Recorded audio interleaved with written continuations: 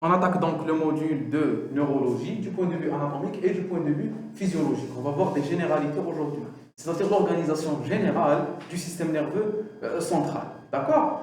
Qu'est-ce que vous savez de cet appareil nerveux? Vous avez vu dans vos cours de physiologie et d'anatomie une organisation de mon organisme selon des appareils. On avait vu l'appareil cardiovasculaire, on avait vu l'appareil respiratoire, on avait vu l'appareil digestif, ensuite l'appareil endocrinien et génital. On peut dire qu'on a vu aussi l'appareil génital dans sa physiologie et dans son anatomie. Donc, maintenant, on va voir l'appareil neurologique.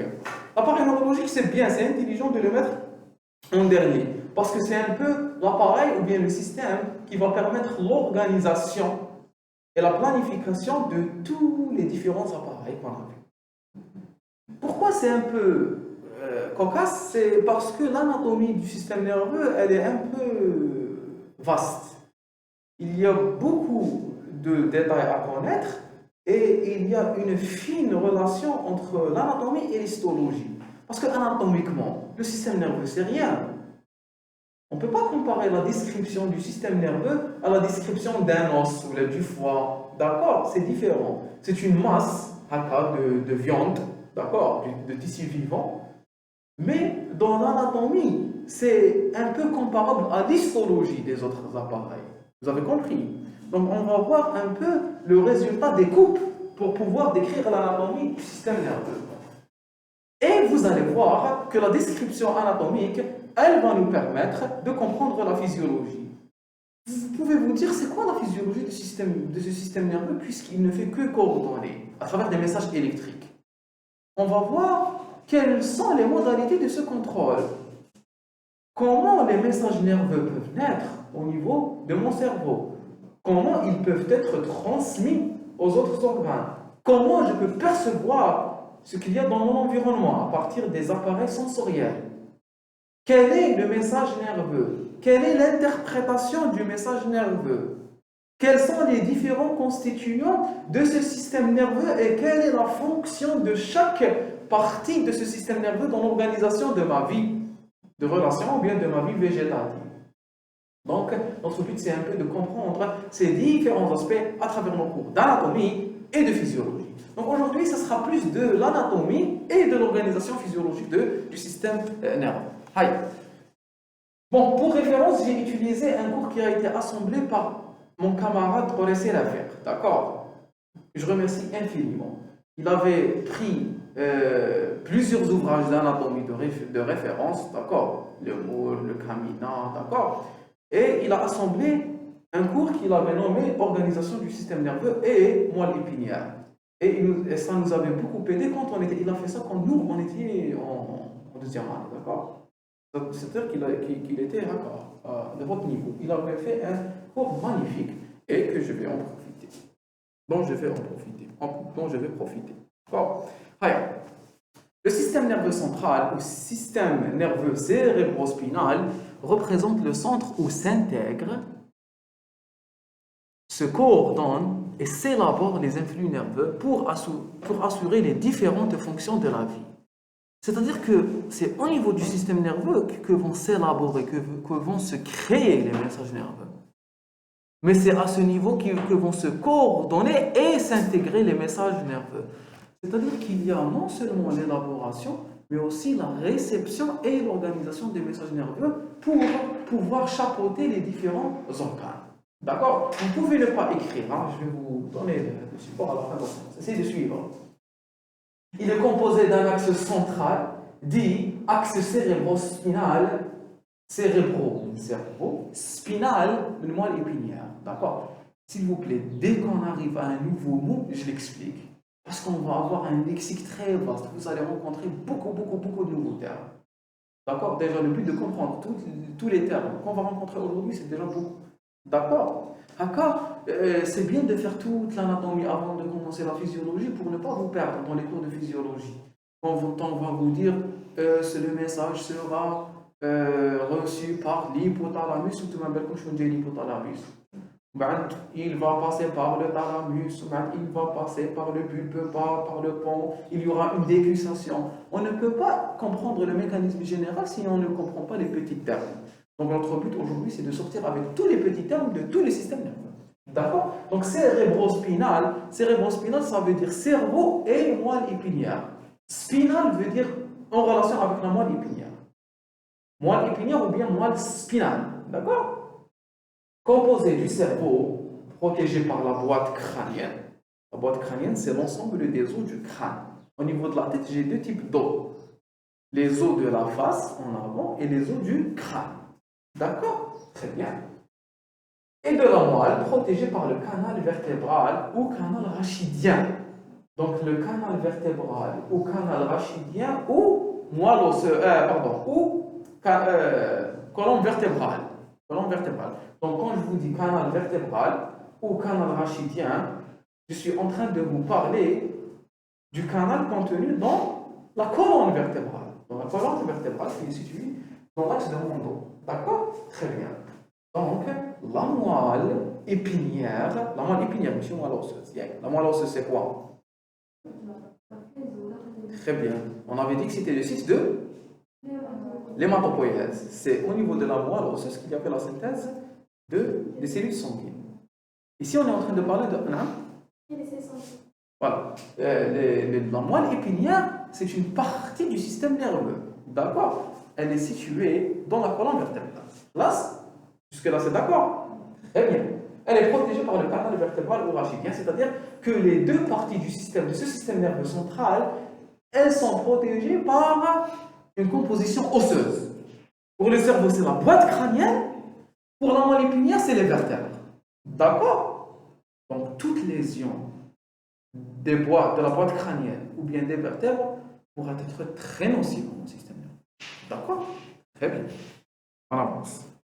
Allez, ça va, sur 100.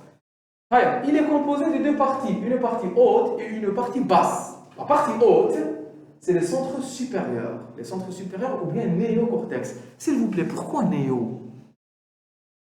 Pourquoi néo? Vous allez rencontrer les termes néo, paléo. D'accord? Néo, c'est une organisation du système nerveux selon l'évolution des espèces. D'accord? Néo, c'est la partie... Néo, qu'est-ce que ça veut dire? Ça veut dire nouveau. C'est la dernière partie qui est apparue dans l'évolution des espèces. Bon, je vous décris la science comme elle est décrite, la littérature. Cela ne veut pas dire que j'adhère à la théorie de l'évolution ou que je n'adhère pas. C'est autre chose. Notre but aujourd'hui, c'est d'expliquer les termes que vous allez rencontrer dans vos cours. D'accord? Donc, néo, ça veut dire que c'est la dernière partie qui est apparue à travers l'évolution. C'est-à-dire que c'est une partie que je ne partage pas avec les espèces rudimentaires. C'est une partie que je ne partage pas avec le poisson. D'accord? Donc, néo, c'est une partie qui est apparue à la fin de l'évolution. Je retrouve chez les primates, chez l'être humain. D'accord? Très bien. Néocortex. Cortex. Quand je parle de cortex cérébral, c'est quoi? C'est la partie très bien périphérique. Cortex, ça veut dire périphérique, comme pour les autres organes. C'est les hémisphères cérébraux. Les hémisphères cérébraux. Hémisphère. Nisfo, quoi? Nisphosphère. Merci. Responsable des activités mentales supérieures. On les appelle activités mentales supérieures, c'est-à-dire les plus élevées et les plus compliquées, les plus complexes. Réfléchir, prévoir, décider. Est-ce que le singe peut prévoir? Il peut prévoir, le singe. Il peut prévoir. Est-ce que le singe peut prévoir? Oui. Quand vous vous approchez d'un singe, il s'échappe ou il est là? Donc il peut prévoir. Et ça, il prévoit le singe. Donc, il possède ces qualités supérieures. En plus, je vous ai choisi le singe. C'est l'un des animaux les plus intelligents, les plus compréhensibles par l'homme. D'accord? Dans leur interaction. Activité volontaire consciente, c'est la vie de relation. Activité volontaire consciente, c'est-à-dire tous les mouvements, tous les gestes que je peux contrôler par la volonté. par la volonté. D'accord? C'est un peu différent. C'est un peu différent de tout ce qu'on a vu. Est-ce que vous contrôlez volontairement la sécrétion de votre pancréas? Non.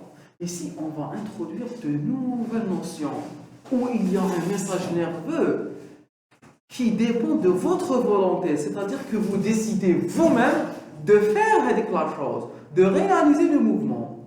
S'il vous plaît, quelle est la partie ou bien l'acte physiologique le plus en relation avec notre volonté? Bonjour. Et, ou là, la contraction musculaire. Mais j'ai des muscles lisses au niveau de mes vaisseaux. C'est l'action de l'appareil locomoteur. C'est l'action de l'appareil locomoteur. La locomotion. C'est la partie physiologique la plus vraisemblablement liée à ma volonté. Les actes de pronation, de supination, la locomotion, le fait de marcher, le fait de se mouvoir, le fait de fermer les yeux, c'est des actes volontaires. Donc c'est l'appareil locomoteur qui est directement lié à ma volonté. Voilà. Rapidement pour celles qui viennent d'entrer, on est en train de voir des généralités sur le système nerveux. C'est une présentation de ce nouvel appareil, une présentation qui va être aujourd'hui surtout organisationnelle, anatomique et un peu de physiologie. D'accord? Donc on avait introduit la constitution du système nerveux central, qu'il était constitué d'un cerveau et d'une moelle épinière. Le cerveau est protégé par la boîte crânienne. La moelle épinière était protégée par les vertèbres. D'accord? Canal rachidien, voilà. On va continuer. Très bien. L'activité volontaire consciente, elle prend en charge l'appareil locomoteur. Voilà, on vous a écrit ici l'appareil locomoteur et les organes de sens, la relation avec le monde extérieur. Quels sont les organes de sens? Les yeux. On les a étudiés plus primes, là. Vous les connaissez. Eh bien. Le sixième sens, c'est quoi? Ça existe? Ah, ok, une classe, elle vous a dit, vous pouvez en être sûr. Partie basse, centre sous-corticaux. Anatomiquement sous-corticaux, qu'est-ce que ça veut dire? Ça veut dire que c'est situé sous le cortex. Sous le cortex, c'est-à-dire une partie plus médulaire, plus orientée dans l'axe. Si je prends le cerveau, les deux hémisphères cérébraux en une coupe et que je la dessine comme ça, les parties sous-corticales, elles sont situées ici, sous le cortex. D'accord? Là, la partie basse, au centre sous-corticaux, diencéphale et mésencéphale, et centre régulateur, hypothalamus et hypophyse. Et anatomiquement, il faut savoir que les hémisphères cérébraux, on les appelle le télencéphale, périphérie, télencéphale. À l'intérieur, il y a des centres sous-corticaux, sous-cortex, sous-télencéphaliques. On les appelle diencéphales. Diencéphale, c'est ce qui est situé au centre du cerveau. D'accord? Diencéphale. Ensuite, sous le diencéphale, qu'est-ce que je possède? Je possède le tronc cérébral. Le tronc cérébral. On va voir des schémas, ne vous inquiétez pas. Donc, le télencéphale, c'est quoi? C'est les hémisphères cérébraux. À l'intérieur, le diencéphale, c'est de gros noyaux qu'on va découvrir tout à l'heure, le thalamus, d'accord? Et ensuite, sous le diencéphale est fixé sur le tronc cérébral. Le tronc cérébral est constitué de quoi? Trois parties. Du haut en bas, je vais retrouver le mésencéphale, ensuite le pont de Varron, et ensuite le bulbe bas. Le bulbe bas. Sous le bulbe bas, je retrouve la moelle spinale, ou la moelle épinière. Donc vous voyez que la moelle épinière, elle est liée au cerveau. Tout est lié. On va voir lié à partir de quoi? Là, on est d'accord. Hémisphère, diencéphale, mésencéphale, pont et bulbe bas.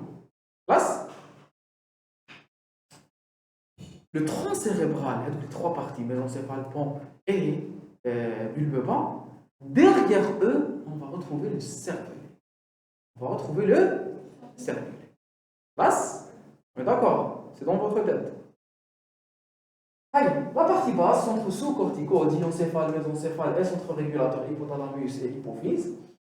Activité involontaire et inconsciente appartenant à la vie végétative. Est-ce que vous pouvez me donner des exemples?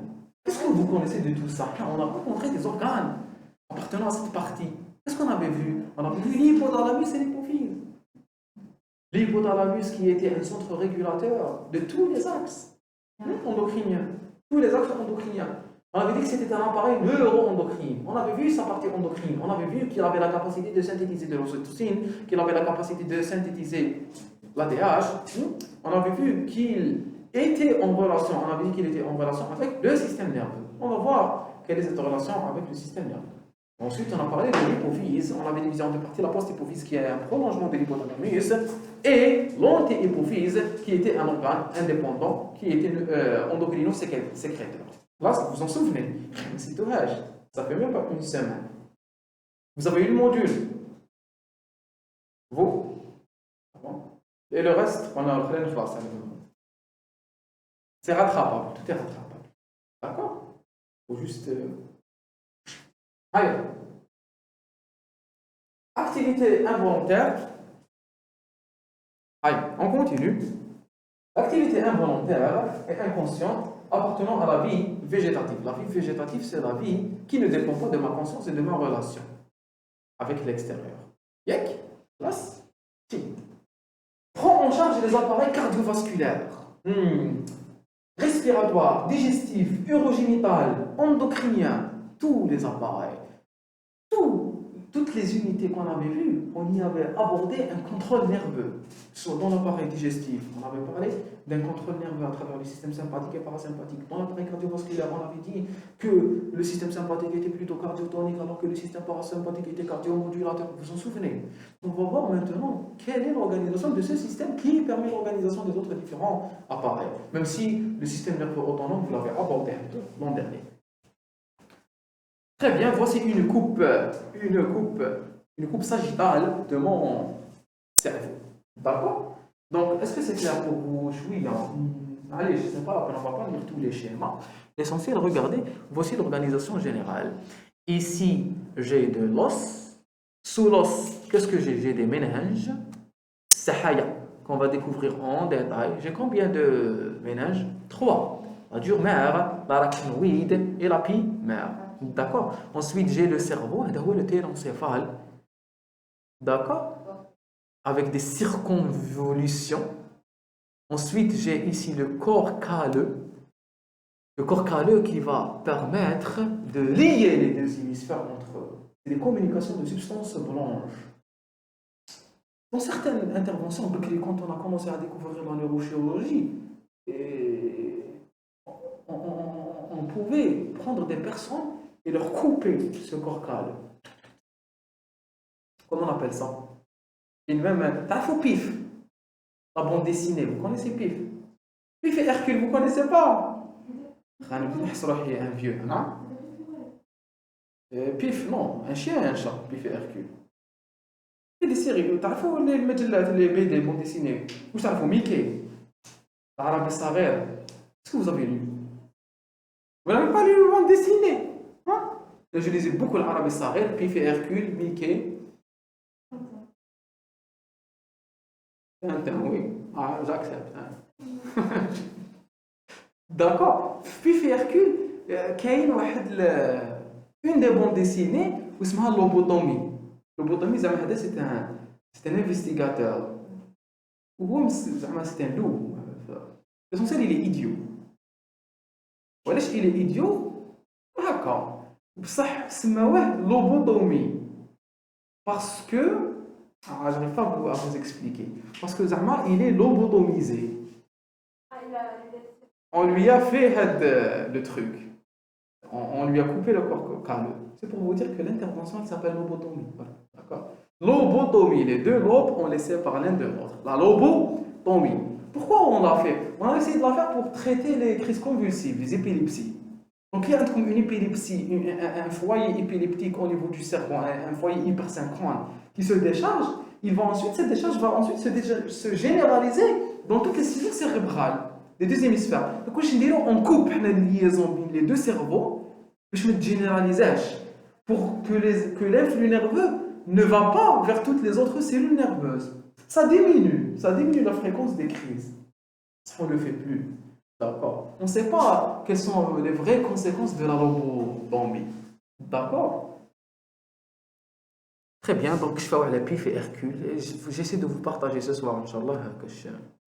Donc, ici, c'est le thalamus. D'accord? Ici, c'est l'adhérence interthalamique, le petit point. Maintenant, le point, parce que j'ai combien de thalamus? J'ai deux. Il faut savoir que tout ce que vous voyez ici, il est doublé de l'autre côté. Donc, l'adhérence interthalamique, elle permet de lier les deux lobes du thalamus, les deux thalamus. D'accord? Très bien. Ensuite, qu'est-ce que j'ai ensuite? Le cerveau le cervelet. La fosse postérieure, l'endroit où il est situé. Ici, c'est le fameux tronc cérébral, tout ça. Tout ça, c'est le tronc cérébral. Et il est divisé en trois parties. Ça, c'est le mésencéphale. Ensuite, le pont. Ensuite, le bulbe bas. Vous voyez que le bulbe bas, il donne naissance à la moelle épinière. Il n'y a pas de séparation anatomique entre les deux. Hop, juste après, je retrouve la moelle épinière. D'accord? L'hypothalamus, on efface tout. L'hypothalamus. Aïe, où est-ce que oui.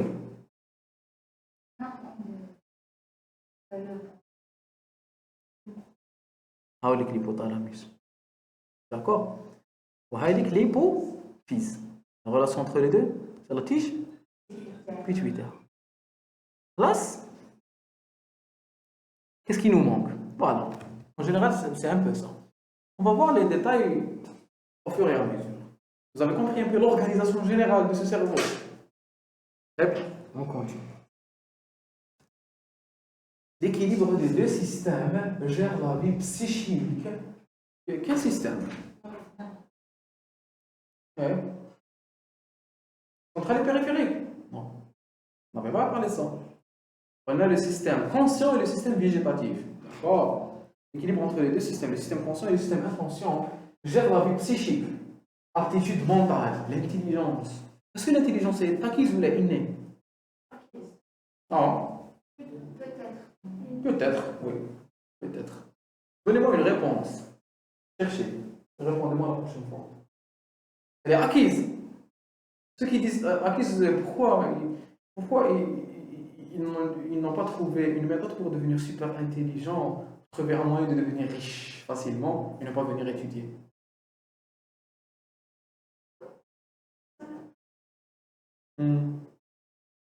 Vous auriez fait ça entre nous. Je sais qu'elle est acquise, je trouve le moyen, je deviens beaucoup plus intelligent qu'il ne faut, et je trouve un moyen de gagner de l'argent très facilement, et je n'étudie plus. Et même moi, j'étudie la médecine par amour et non pas pour. Top, top. Non, allez-y, répondez. Il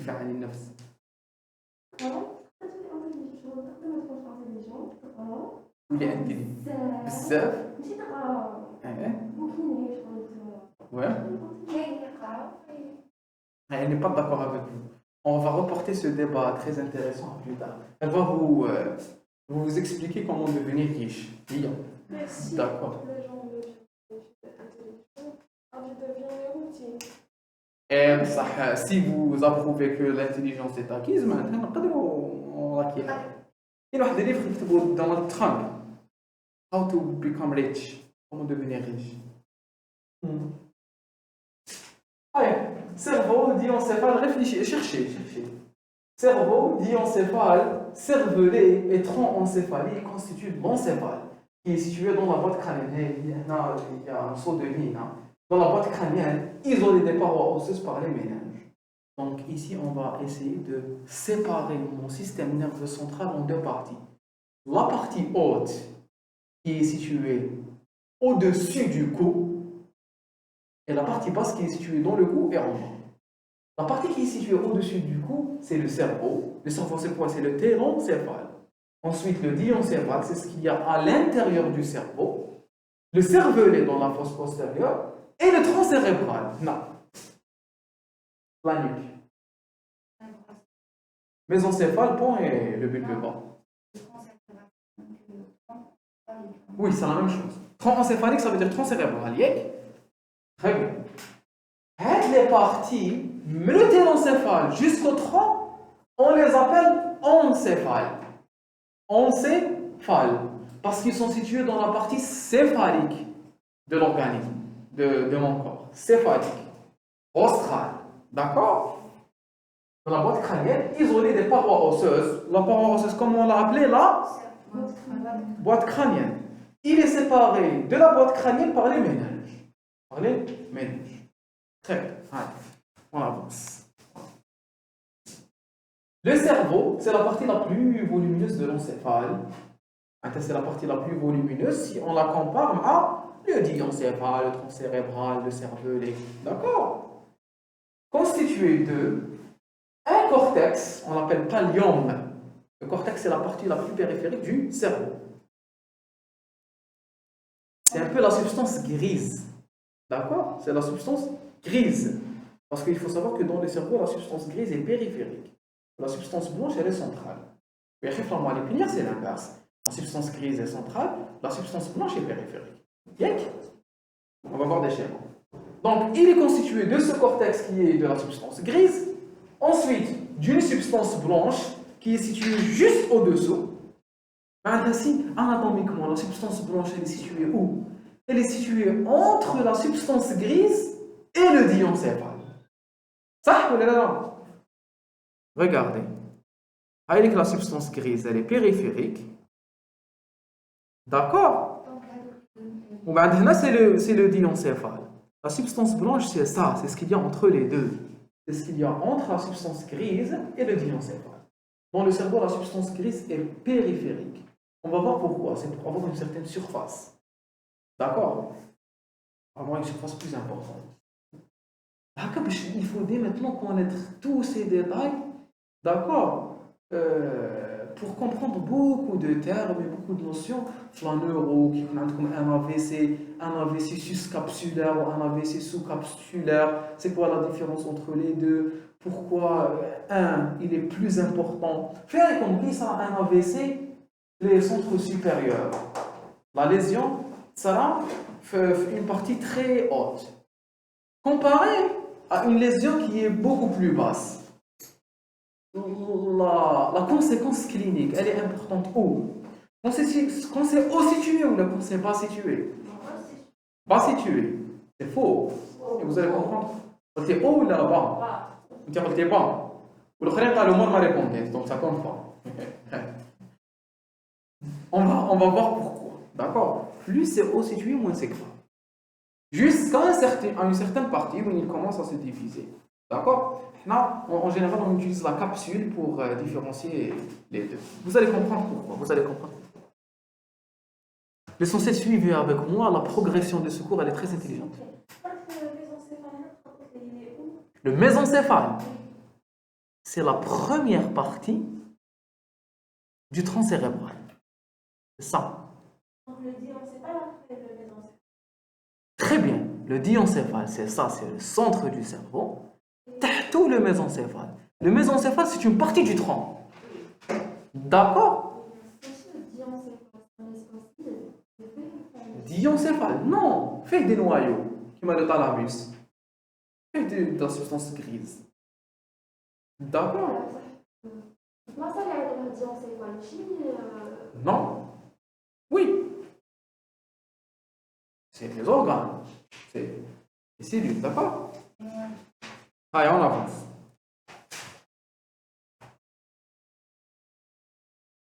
Le cerveau, partie la plus volumineuse de l'encéphale, est constitué du cortex, de la substance blanche, des noyaux gris de la base.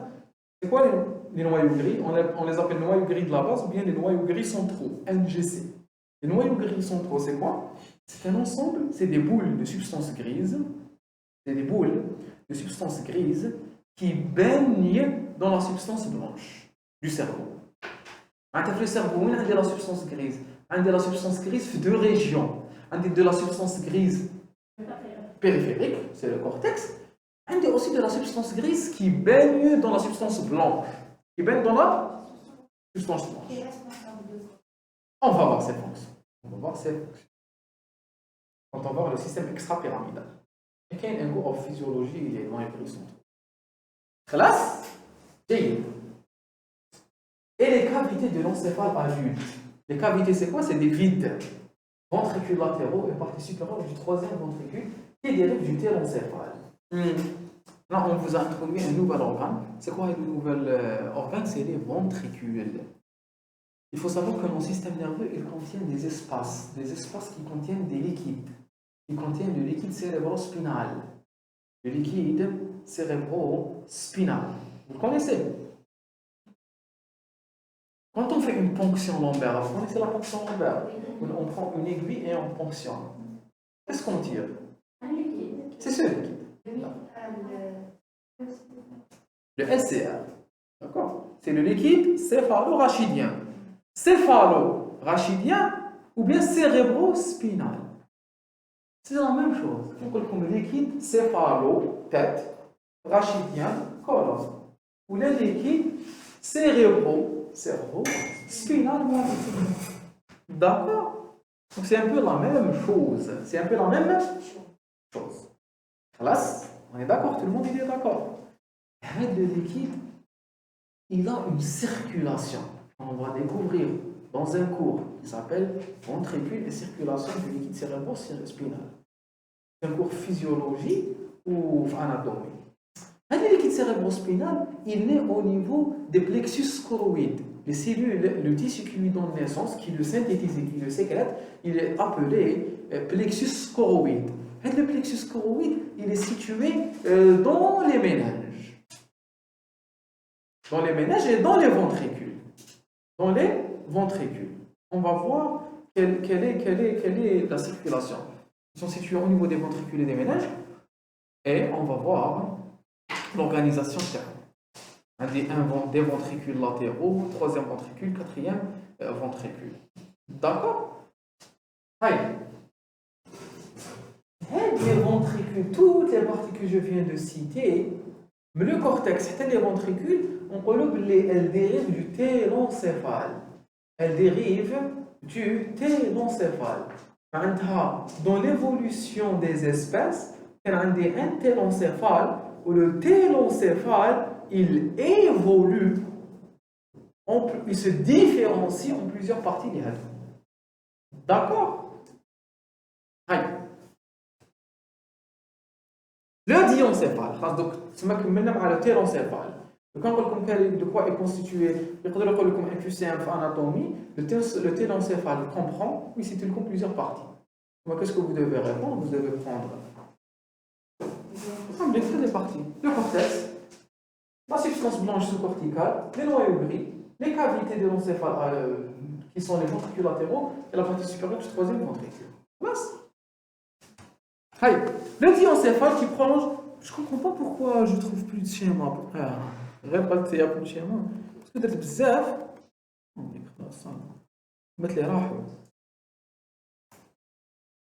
Le diencéphale, il prolonge en avant le mésencéphale et unit les hémisphères cérébraux. Vous voyez, c'est la partie interne.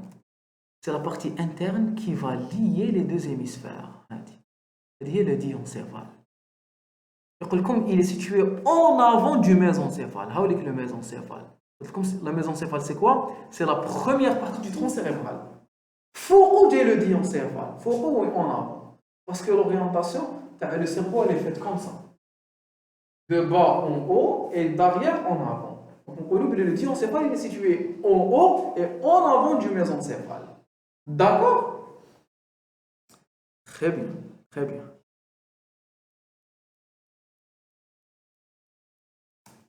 Il prolonge en avant le mésencéphale et unit les deux hémisphères cérébraux. Il occupe la partie centrale de l'encéphale. Chaque paroi latérale de ce diencéphale comprend le thalamus, qui est une masse cellulaire occupant la majeure partie de cette paroi, l'épithalamus. L'épithalamus, ce n'est pas une notion que vous allez beaucoup rencontrer. Vous allez juste étudier les composants de cet épithalamus. Épithalamus, qu'est-ce que ça veut dire? Ça veut dire que c'est situé au-dessus du thalamus. Donc, on a un thalamus, un épithalamus et un hypothalamus. L'épithalamus est situé au-dessus du thalamus, l'hypothalamus est situé au-dessous du thalamus. D'accord? Très bien. Le thalamus, c'est schéma cellulaire occupant la majeure partie de cette paroi. C'est quoi le rôle du thalamus? Le thalamus, c'est un relais. C'est un relais nerveux. C'est un relais nerveux. Il est composé de plusieurs noyaux. Les messages moteurs qui commencent au niveau du haut et passent vers le bas, ou bien les messages sensitifs qui prennent naissance en bas et qui montent vers le haut, peuvent passer par le thalamus. D'accord? On va voir, vous êtes censé connaître tous les conduits nerveux. C'est comme si c'était un ensemble d'autoroutes de bretelles que vous devez connaître. Où est-ce que vous habitez? Le Ouiban. Est-ce que vous connaissez le chemin exact de l'Ouiban? Comme les bretelles, je prends cette route, je prends cette rocade, je prends ce rond-point, je tourne à gauche. Vous devez décrire, vous devez savoir décrire tous les chemins, de tous les messages. D'accord? Je vais vous donner des tableaux qui vont vous être vraiment utiles. Tous les messages avec leur point de naissance, les relais, la terminaison et la fonction. Les tableaux, c'est le résumé de 5 cours. D'accord? Message descendant, message ascendant. D'accord? Ils ont été aussi réalisés par notre camarade Wahil Arab quand on était en deuxième année. Donc vous allez utiliser. Épithalamus, au-dessus du thalamus, il comprend l'épiphyse, la glande pinéale que vous avez vue dans l'unité endocrinienne et qui a comme fonction mélatonine. Très bien. Et la vénule. L'hypothalamus, au-dessous du thalamus, il est prolongé en bas par l'hypophyse. L'hypophyse qui est située en bas et en avant de l'hypothalamus, qui est constituée de 2 parties, une neurohypophyse qui est un prolongement des neurones de l'hypothalamus et qui stocke l'ocytocine et l'ADH. Ensuite, l'antihypophyse qui contient des glandes indépendantes. Voilà. Hi. Donc voici le thalamus. Ils n'ont pas dessiné l'épithalamus. 2 hypothalamus, le voici. Tac, voyez, il va se prolonger par l'hypophyse. D'accord? Avec le mésencéphale, avec le pont, et enfin le bulbe. Sous le bulbe, la moelle épinière, cervelet. D'accord? Ah non, ils ont dessiné le mésencéphale, c'est en rouge. Je n'ai pas vu. Donc ça c'est le mésencéphale, تحته le pont, تحته le bulbe. Kif. D'accord? C'est le cerveau. Elle est cachée à l'intérieur de ce cerveau. Mais ce n'est pas une coupe. Il vous montre le cerveau d'en dehors. Qu'est-ce que tu veux en dehors? C'est les circonvolutions. C'est les circonvolutions externes. Les sillons, le cerveau, les circonvolutions. D'accord? Donc c'est une vue latérale. Donc tu vois, c'est une vue latérale. Il bien comme les organes, ils sont situés sous un membre. Ils ne sont pas aussi clairs. Je n'ai pas su vous décrire. Les cerveaux qui sont barra. باش يبانوا les organes تاع الداخل دار une certaine transparence باش يبانوا واش كاين لداخل على بها لا سبستانس بلونش راهي نقولوا مخبيه لداخل هذا الجسم بس très bien هاي le tronc cérébral ou tronc encéphalique voie de passage des faisceaux et tractus. C'est quoi un tractus nerveux? Vous allez aussi rencontrer beaucoup ce terme. Un tractus, c'est une voie de passage. Tractus, c'est une voie de passage. C'est un ensemble de fibres nerveuses. C'est un ensemble de fibres nerveuses. Faisceau et tractus nerveux et contient tous les noyaux des nerfs crâniens. C'est quoi les nerfs crâniens?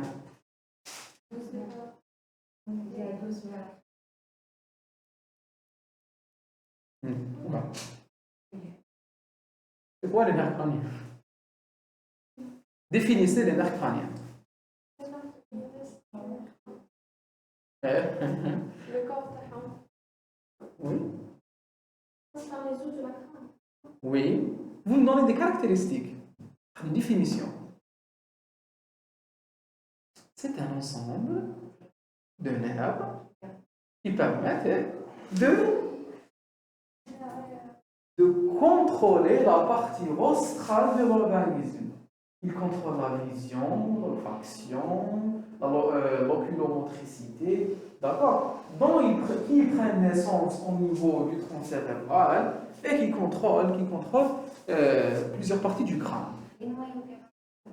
Non, non, non, non, non, non, non, non, non. Allez, calcule le tronc cérébral, le tronc, il est constitué de quoi?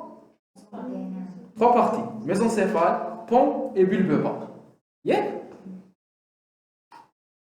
Les trois parties, à l'intérieur, je vais retrouver les noyaux des nerfs. Je vais retrouver les noyaux des nerfs crâniens. C'est quoi le noyau des nerfs crâniens? Le noyau du nerf crânien, c'est un relais physiologique. C'est un relais physiologique. Regardez comment ça se passe. On dit le cerveau. Là, c'est le cerveau. On a le diencéphale. On dit le tronc cérébral. Tout ça, c'est le tronc cérébral. Au niveau du tronc cérébral, on dit les noyaux des nerfs crâniens. C'est quoi les noyaux du nerf crânien? Les noyaux des nerfs crâniens, c'est des parties où sont contenus les corps des cellules nerveuses de ces nerfs crâniens. Par exemple, si je prends n'importe quel nerf crânien, un oculomoteur, il sort du tronc cérébral et il va vers l'œil. Un nerf facial, il sort du tronc cérébral et il va vers sa partie spécifique. D'accord? Par exemple, vers la joue. D'accord? Mais ça, c'est aussi un point de relais. Parce que ces noyaux des nerfs crâniens, ils reçoivent aussi un contrôle supra-cérébral. Un tel qui vient du cerveau. On dit que tous les organes le sens, les organes le crâne, qui sont contrôlés par les nerfs crâniens, ils ont deux parties. Donc, un nerf central, un nerf périphérique. Un nerf central ou un nerf périphérique. S'il vous plaît, par exemple, si vous voulez faire tourner l'œil vers un côté, vous faites ce mouvement. Ce mouvement, vous le faites par votre volonté. Donc votre œil, vos yeux, ils doivent avoir une communication nerveuse avec le cerveau. Parce que vous avez décidé de faire mouvoir votre œil. Mais ça, pour faire mouvoir votre œil d'un côté vers l'autre côté, il faut qu'il y ait la contraction de certains muscles oculomoteurs. Il faut qu'il y ait le relâchement des nerfs oculomoteurs contralatérales. Parce que si je prends cet œil, si je prends les mouvements de latéralité, un oculomoteur externe, un oculomoteur interne, ça ou là, vers ce sens, vers l'extérieur. Il faut qu'il y ait une contraction de l'oculomoteur externe et un relâchement de l'oculomoteur interne. Vous, quand vous décidez de faire bouger votre œil vers la droite, est-ce que vous dites l'oculomoteur externe est contractant, te relâcha? Cela ne dépend pas de votre volonté. Donc, il y a des noyaux qui vont organiser cela et qu'il y a aussi une communication, des connexions internucléaires. Il existe une communication entre le cerveau et les noyaux et il existe aussi une communication entre les noyaux entre eux. Donc, les noyaux des nerfs crâniens, c'est des noyaux qui sont le point de départ des nerfs crâniens périphériques, qui vont donner contrôle, qui vont contrôler les yeux, la langue, d'accord? Toutes les parties qu'elles contrôlent et que vous allez apprendre en étudiant chaque nerf crânien isolément, et qui reçoivent un contrôle à partir des hémisphères cérébraux. c'est très important. Par exemple, vous allez étudier la paralysie faciale, la paralysie du nerf facial. Elle va se manifester par des signes cliniques. Je ne peux pas mouvoir la joue, il y aura des signes cliniques caractéristiques. La lèvre inférieure va, la paupière inférieure va s'abaisser, la lèvre inférieure va s'abaisser, d'accord? On vous dira qu'il y aura des signes spécifiques qui vous permettront de séparer ou bien de différencier entre une paralysie faciale centrale et une paralysie faciale périphérique.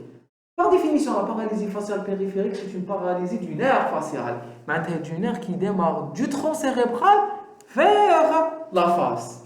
Alors qu'une paralysie faciale centrale, ça se passe ici, dans le nerf qui est situé du cerveau vers les noyaux. Finalement, la face, elle est contrôlée non pas par un seul noyau au niveau du tronc cérébral, mais par deux noyaux, un noyau supérieur et un noyau inférieur. On vous dira, je vais aller dans plus de détails, on vous dira que le noyau inférieur ne reçoit des messages qu'à partir de l'hémisphère contralatéral, d'accord, alors que le noyau inférieur reçoit de l'ipsilatéral et du contralatéral. D'accord? Donc, vous allez avoir des signes cliniques différents dans la paralysie faciale et dans la paralysie faciale centrale et la paralysie centrale périphérique. D'accord? Parce que quand c'est central, c'est seulement cette partie qui est atteinte. Et donc le noyau supérieur, il continuera à recevoir de la partie contralatérale et il restera actif. D'accord? Par exemple, j'ai le signe de Charles Lebel où je demande, parce que la paralysie faciale elle est accompagnée d'une lagophthalmie, une incapacité de fermer l'œil, avec un signe de protection qui est une rotation de l'œil. Vous allez voir le blanc. D'accord? On l'appelle le signe de Charles Lebel. Le signe de Charles Lebel, il est utilisé pour différencier une paralysie faciale centrale et une paralysie centrale périphérique. Vous êtes censé étudier tout ça en détail en troisième année, au cours de la sémiologie neurologique, mais aussi dans le module de neurologie. Mais ça va être très difficile si vous ne comprenez pas dès maintenant les principes de base de cette communication. Pour l'instant, ce n'est pas la peine de connaître le signe de Charles Lebel, la lagophthalmie, la paralysie faciale centrale, la paralysie faciale périphérique, comment différencier entre les deux. Ce n'est pas le but de notre séance aujourd'hui. Mais le but de notre séance aujourd'hui, c'est de connaître ce que c'est qu'un noyau, ce que c'est qu'un noyau supérieur, un noyau inférieur. Qu'est-ce que ça veut dire contralatéral? Qu'est-ce que ça veut dire décussation? Qu'est-ce que ça veut dire reçoit des deux côtés? D'accord? Donc c'est très important de vous introduire tout ça pour comprendre la suite. Le phénomène de contralatéralité, vous devez le mentionner et vous devez bien l'avoir dans votre tête parce qu'il faut savoir que tous les messages nerveux, quand ils naissent et quand ils circulent au niveau de mon système nerveux, ils peuvent subir ce que j'appelle une décussation. C'est quoi la décussation? La décussation, vous devez la connaître. Hein? La décussation, c'est le changement de côté d'une fibre nerveuse dans son trajet. C'est le changement de côté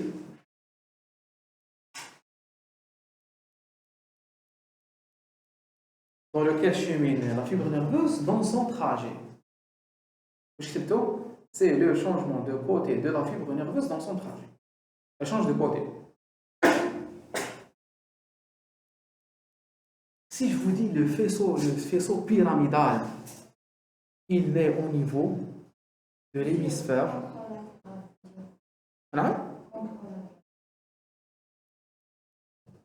Contralatéral maintenant. Dans le sens inverse. Bon, ça, c'est bien. Contralatéral. Écrivons plutôt côté contralatéral. Côté contralatéral veut dire côté opposé. Côté opposé. Homolatéral ou dans l'axe? Homolatéral ou là, ipsilatéral. Homolatéral. Homolatéral. Bien dans le même sens. Yes. Ou ipsilatéral dans le même côté. Dans le même côté.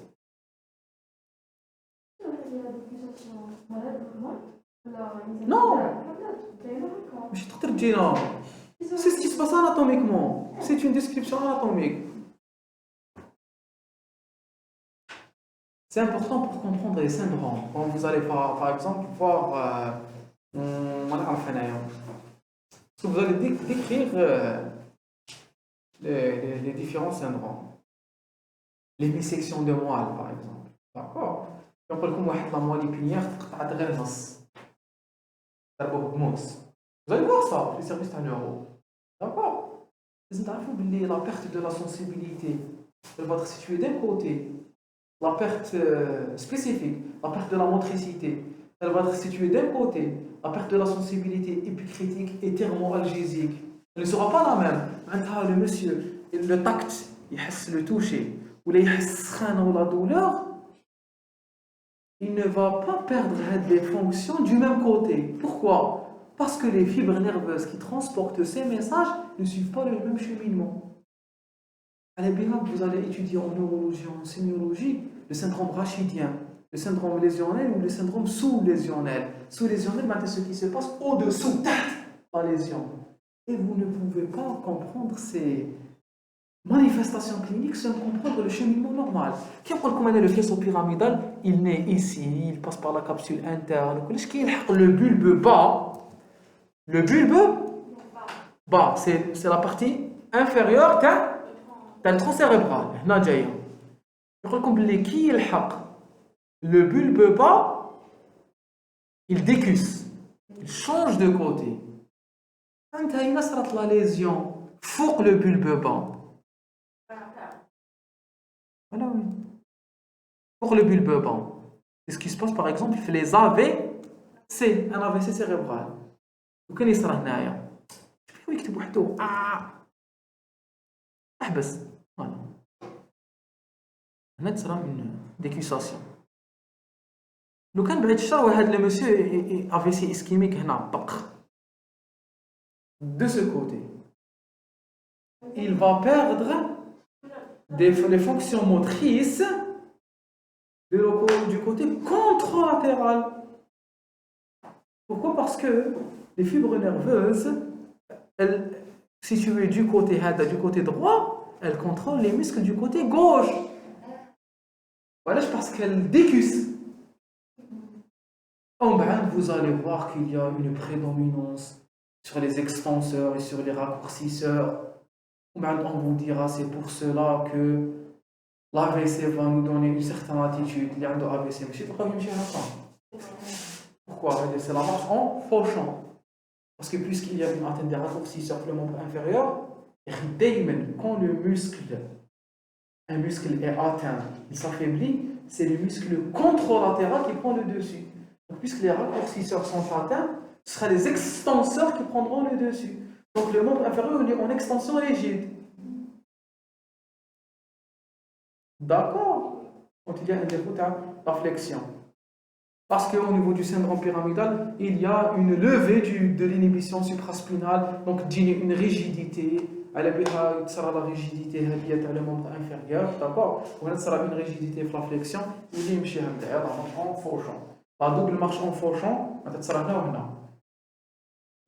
Une marche haka. On l'appelle la marche en ciseaux. D'accord? Vous allez voir tout ça en sémiologie et en neurologie. Mais pour pouvoir comprendre, je me de zéro, essayez de bien comprendre maintenant ce qui se passe en anatomie. D'accord? C'est très important. On va voir la levée d'inhibition, un choc spinal, l'inhibition réflexe, comment la moelle épinière elle reprend le dessus, ce que sont les caractéristiques du syndrome pyramidal, pourquoi c'est quoi la rigidité spastique, la différence avec le syndrome extra-pyramidal où j'ai une rigidité qui est plutôt plastique, où je fais une rigidité en dent de roue, en roue dentée, ou là en tuyau de plomb. On vous écrit dans les livres de sémiologie des phrases qu'on n'explique jamais. En dents de roue, là, en tuyau de plomb. Il y a la phrase en tuyau de plomb, il faut être plombier pour la comprendre. Il faut prendre avec le tuyau de plomb. Vous avez déjà chauffé un tuyau de plomb et vous avez essayé de le faire bouger derrière. Il fait chier, il se relâche, il se relâche. C'est ça ce qui se passe au niveau du membre. Si vous prenez une personne, un cerveau pyramidal, vous allez remarquer ça. La roue dentée, c'est plus facile à décrire puisque tout le monde joue au vélo. Classe, on est d'accord. Donc le but de tout, ça révèle la paralysie faciale centrale, la paralysie faciale périphérique, le syndrome pyramidal. Je sais, mais je fais exprès de vous donner l'importance de ce que vous êtes en train d'étudier dans cette unité. Parce que la neurologie, c'est très compliqué. C'est très compliqué. Elle nécessite beaucoup de raisonnement. Là, on va sortir maintenant de cette planche. Wesh, ce que ça veut dire homo-latéral, contralatéral ou décussation. Comme des gentils enfants. Allez. Parce que je ne les maîtrisais pas du tout, deuxième année. De bien, moi, vous sautez à des kilomètres. D'accord. Allez. Classe. Le trauma céphalique voit le passage des faisceaux et tractus nerveux contient tous les noyaux des nerfs crâniens, sauf le nerf 1 et 2. On vous dira que c'est des parties du système nerveux. On dit même que l'œil est un prolongement du cerveau. On va voir ça pour la physiologie de la vision. Vous avez vu la vidéo de la physiologie de la vision que je vous ai envoyée? Vous l'avez vu? Vous avez vu les publiés? Vous n'avez pas vu la vidéo? Ni l'un ni l'autre. Qui a vu la vidéo? Peut-être un. Ça fait 2 minutes. 2. Ouais, comment d'ailleurs? 5. C'est bien, c'est beaucoup plus. 5 sur 3 heures. Essayez de regarder. D'accord? Physiologie de la vision. Bravo. Sauf le 1 et le 2, le nerf 1 et 2, l'olfactif et l'optique, ils n'ont pas de noyau, le tronc cérébral. Grâce, les troncs cérébrales font les noyaux, tu as les nerfs crâniens. Chacun des nerfs crâniens qui a une marche. D'accord? Respectivement, sont dépourvus de noyaux. Ils comprennent de haut en bas le mésencéphale, c'est la partie rostrale supérieure. Le pont, protubérance annulaire, pont de Varrock. S'il vous plaît, vous les apprenez, les noms. Comme la protubérance, c'est le pont. C'est le pont. La moelle allongée, qui est le bulbe, moelle allongée, partie la plus caudale, prolongée en bas par la moelle spinale. Donc, mésencéphale, pont de Varrock et bulbe. Place? Le bulbe, c'est la moelle. C'est la moelle allongée. C'est la moelle allongée, oui. Voilà. نعاود لكم les schémas حتى تحفظوهم bien. Là c'est le cortex, la glande pinéale bof. D'accord? Ça c'est le corps calleux. Le corps calleux c'est la substance blanche qui lie les deux hémisphères. Le corps calleux. وهي اللي نديروا لها لوبودوم. هي اللي نقسموها في لوبودوم.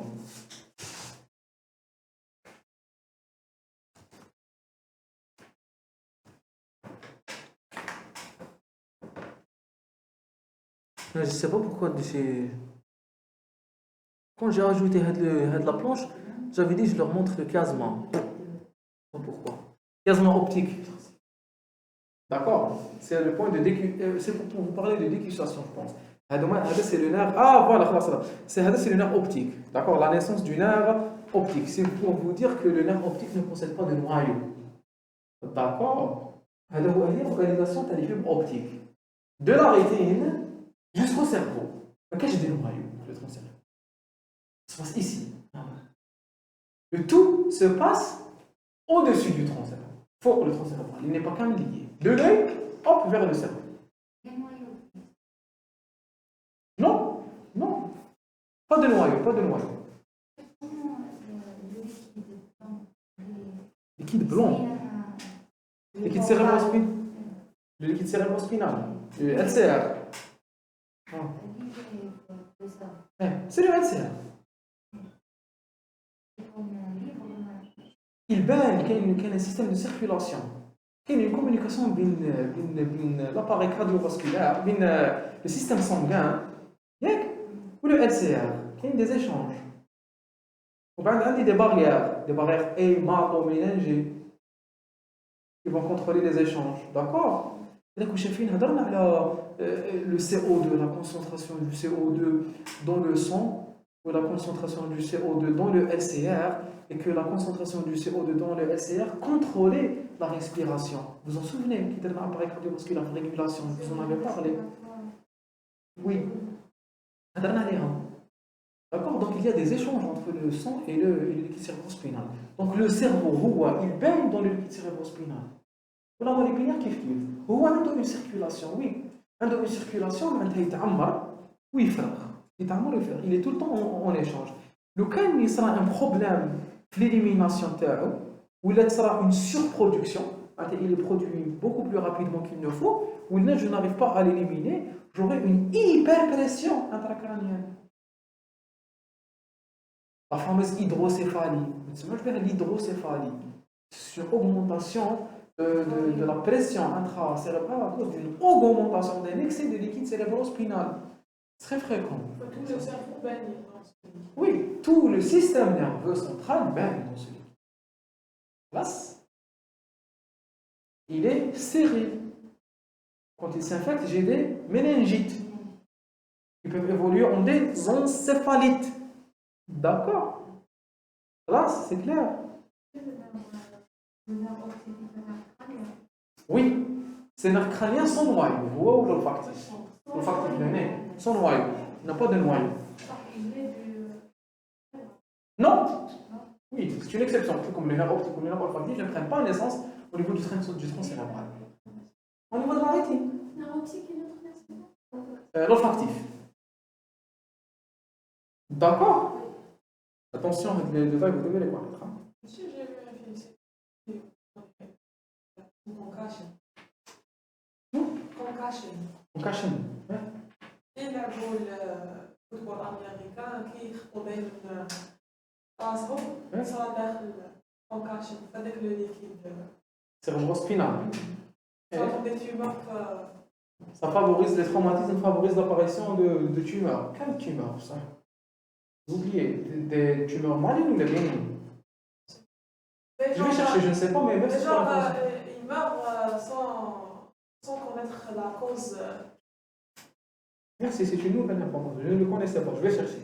Oui, certains traumatismes favorisent l'apparition de tumeurs. En général, c'est des tumeurs bénignes, mais ça peut être des tumeurs malignes. Je ne sais pas. Sincèrement, je n'ai jamais entendu parler de ça, je vais chercher. Je vous dis ça, les filles. اسمه concussion. Regardez concussion. خلاص ماشي دوكا كي تخلص النوم. خلاص لي فيلم. Allez, on avance. Cervelet, situé à la face dorsale du pont, ou je m'entends derrière le pont. Vous voyez, c'est un peu cocasse. Vous connaissez une tournée d'organisation aujourd'hui? Vous connaissez ça? Oui, parce que vous n'étiez pas censé la rencontrer avant. Du pont et de la moelle allongée. Moelle allongée, c'est quoi? C'est le bulbe. C'est le bulbe bas. Dont il est séparé par le quatrième ventricule. C'est quoi cette phrase? Qu'est-ce que ça veut dire, Kamel? Voilà. Regardez. هاوليك كنت تشوفوا هذا التريانجل هدايا. هذا التريانجل. هذا هو le quatrième ventricule. Il fait partie des ventricules qui contiennent le liquide cérébrospinal.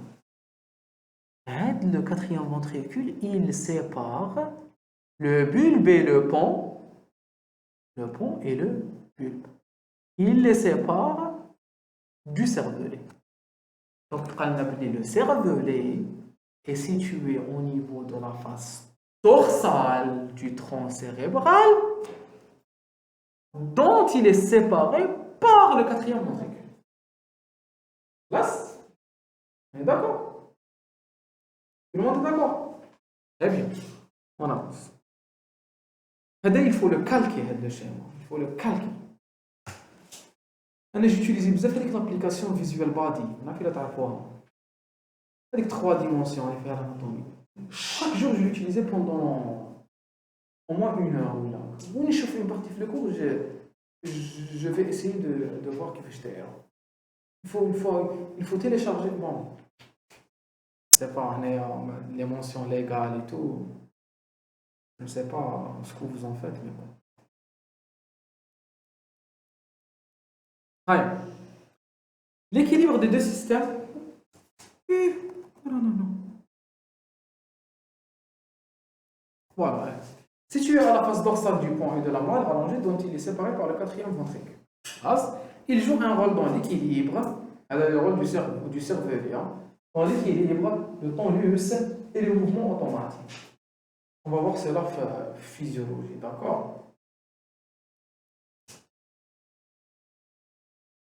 Donc le rôle le cervelet, il apparaît surtout l'équilibration. D'accord? Le tonus, quand il y a une atteinte le cervelet, il y a une hypotonie. Une hypotonie cérébelleuse qui a ses caractéristiques. Il y a même un signe sémiologique qu'on recherche en cas d'atteinte du cervelet, c'est le signe de Stewart-Walms. La moelle spinale, partie du système nerveux central située dans le canal vertébral. Là, on a terminé avec l'encéphale. On passe maintenant à la moelle. Elle est entourée par les méninges avec une substance grise. Maintenant, elle est centrale, pas périphérique. Une substance grise centrale contenant des centres nerveux autonomes et des sites de synapses. Des sites de synapses, c'est quoi une synapse? Entre quoi et quoi?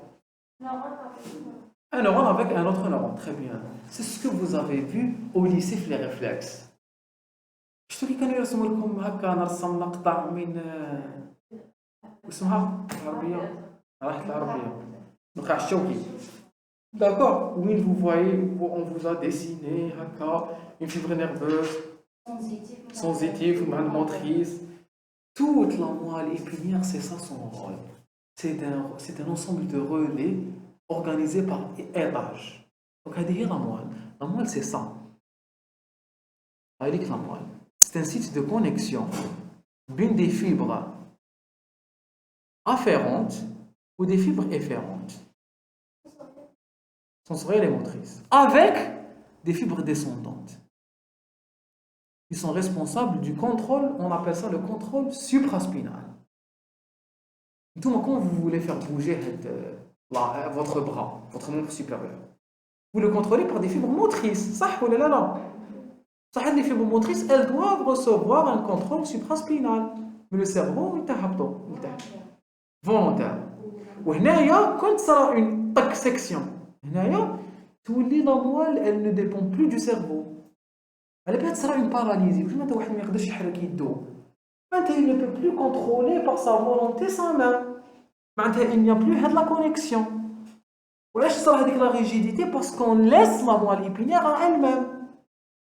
Elle émet des décharges qui émettent des contractions qui font qu'il y ait de la rigidité. Vous avez compris? Donc la moelle épinière, c'est un point de relais. C'est un point de relais. J'ai quelque chose à prouver. Vous êtes sûr? Comment vous savez? Vous ne savez pas. Comment vous pouvez être sûr que moi je ne suis pas malade? Vous ne savez pas aussi. Je connais des personnes qui sont tombées malades avec l'IAMAT. Tant mieux. Moelle spinale. Donc, c'est une partie du SNC qui est située dans le canal vertébral. Elle est entourée par les méninges spinales avec une substance grise centrale contenant des centres nerveux autonomes et des synapses. Vous voyez, comme des centres nerveux qui sont autonomes.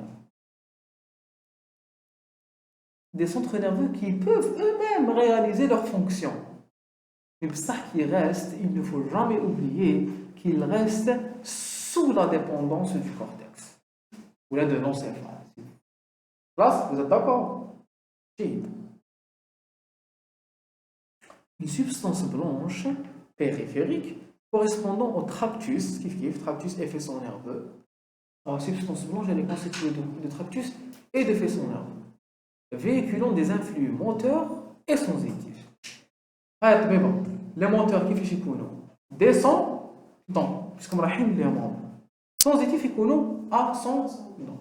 Donc, si je veux dessiner la moelle تاعي ou faire le H تاعها لداخل, d'accord? C'est la substance grise, c'est les corps cellulaires تاع les neurones.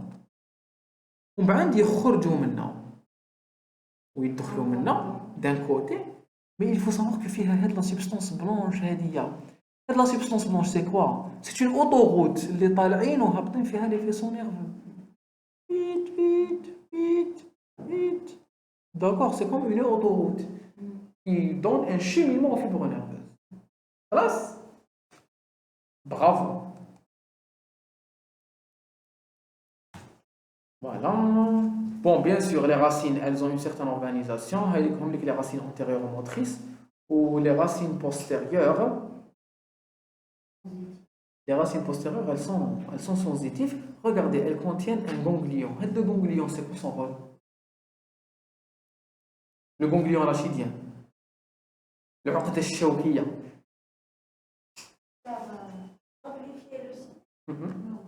C'est le site des corps cellulaires des fibres sensitives. Et la fibre sensitive, elle est faite comme ça. Avec le neurone. Il dit le message de la périphérie, de l'organe d'essence, et hop, il arrive au niveau de la moelle. C'est le ganglion. Le ganglion est le siège des corps cellulaires des fibres sensitives. D'accord? Et c'est pour ça que la partie postérieure de la substance grise est parce qu'il fait les terminaisons nerveuses. Alors que la partie antérieure fait des corps cellulaires des fibres motrices. L'organisation générale, elle sera gonflée en avant et fine en arrière. Allez, on avance. On a terminé avec l'organisation du système nerveux central.